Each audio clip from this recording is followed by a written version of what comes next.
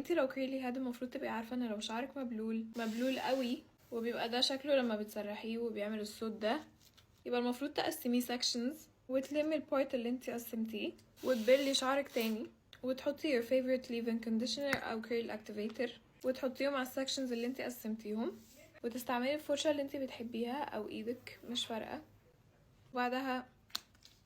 وبعدها تيجي وبعدها استنوا مش عارفه افتحه، استنوا.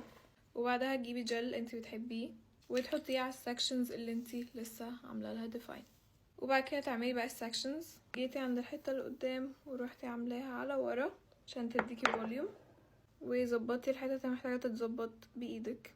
وبعدها تحطي اخر طبقه من الجل على كل شعرك، وبعد كده سبتيه ينشف في الهواء او نشفتيه بالديفيوزر. وبعدها بتجيبي اي سيرم تكسري بيه الجل كاست اللي انت عاملاها. تبقي عارفه ان الطريقه دي احسن من ان انت تسكرانشت لفوق عشان شعرك بيبقى لسه فريش، فدي بتحافظ عليه ومش بيخليه هيش.